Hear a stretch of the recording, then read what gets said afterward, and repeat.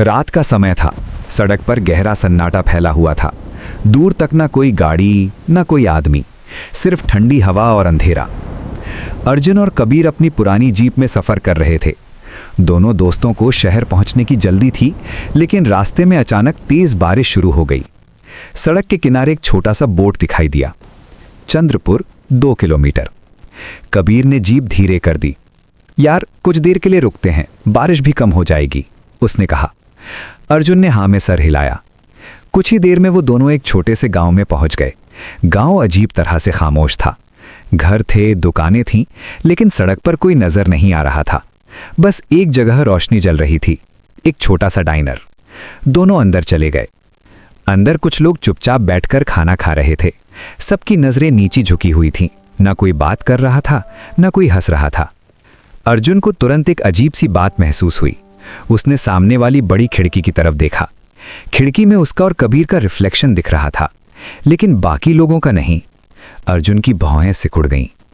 कबीर, एक बार उधर देख, उसने धीरे से कहा। कबीर ने भी खिड़की में झांका और उसका चेहरा सफेद पड़ गया। ये कैसे हो सकता है? कबीर फुसफुसाया। डाइनर का मालिक धीरे धीरे उनकी टेबल के पास आया। उसकी आंखें थकी हुई थीं, जैसे कई रातों से सोया न हो। तुम दोनों यहाँ के नहीं हो, उसने धीमी आवाज में कहा। अर्जुन ने डाइनर के मालिक को ध्यान से देखा और अर्जुन ने सीधा सवाल कर दिया, यहाँ के लोगों का रिफ्लेक्शन क्यों नहीं है? मालिक कुछ पल चुप रहा, फिर वो झुककर धीरे से बोला, बहुत सालों पहले इस गांव पर एक बड़ी मुसीबत आई थी। लोग गायब होने लगे थे। रात में कोई चीज गांव में घूमती थी। कबीर का गला सूख गया। फिर? मालिक की आवाज और धीमी हो गई। फिर एक दिन हमने उस चीज से सौदा कर लिया। अर्जुन ने हिचकिचाते हुए पूछा, कैसा सौदा? मालिक ने सीधा जवाब दिया, गांव सुरक्षित रहेगा, कोई बाहरी शक्ति हमें नुकसान नहीं पहुंचाएगी, लेकिन बदले में हम सबको अपना रिफ्लेक्शन देना पड़ा। दोनों दोस्त चुप हो गए। तभी अचानक डाइनर की लाइट्स झिलमिलाने लगी। एक पल के लिए अंधेरा छा गया। जब रोशनी वापस आई तो अर्जुन ने महसूस किया कि डाइनर के सब लोग उन्हें ही देख रहे थे। उनकी आंखें अजीब सी लग रही थीं, गहरी और धीरे धीरे पूरी तरह काली। कबीर कुर्सी से उठ खड़ा हुआ। अर्जुन, मुझे ये जगह बिल्कुल ठीक नहीं लग रही, चलते हैं। दोनों जल्दी से दरवाजे की तरफ बढ़े। तभी अर्जुन की नजर दीवार पर लगे एक पुराने शीशे पर पड़ी। उसने बस एक पल के लिए उसमें झांका और उसका खून जम गया। शीशे में अर्जुन और कबीर का रिफ्लेक्शन दिख रहा था, लेकिन कुछ गलत था।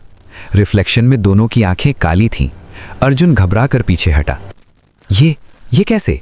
उसने कबीर की तरफ देखा। कबीर की आंखें बिल्कुल नॉर्मल थीं। अर्जुन, क्या हुआ?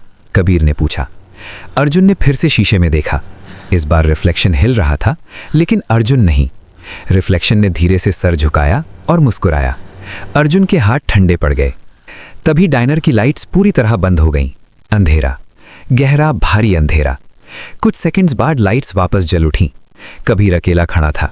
अर्जुन, उसने आवाज लगाई। कोई जवाब नहीं। डाइनर में बैठे लोग फिर से अपना खाना खाने लगे थे, जैसे कुछ हुआ नहीं हो। कबीर ने घबराकर चारों तरफ देखा। अर्जुन कहीं नहीं था। उसने डर के साथ एक बार फिर से शीशे की तरफ देखा और उसकी सांसें रुक गईं। शीशे में एक नया रिफ्लेक्शन दिख रहा था, अर्जुन का, लेकिन उसकी आंखें पूरी तरह काली थीं और वो सीधा कबीर को घूर रहा था। डाइनर का मालिक धीरे से कबीर के पास आया। उसने हल्की सी मुस्कान के साथ कहा, चिंता मत करो, गांव को कभी कभी नए रिफ्लेक्शंस की जरूरत पड़ती है। बाहर बारिश अब भी चल रही थी और चंद्रपुर का छोटा सा गांव वैसे ही खामोश खड़ा था। खिड़कियों में लोग दिखते थे, लेकिन उनका कोई रिफ्लेक्शन नहीं था। सिर्फ एक जगह, एक पुराने शीशे के अंदर अर्जुन की काली आंखें अब भी किसी को इंतजार से देख रही थीं।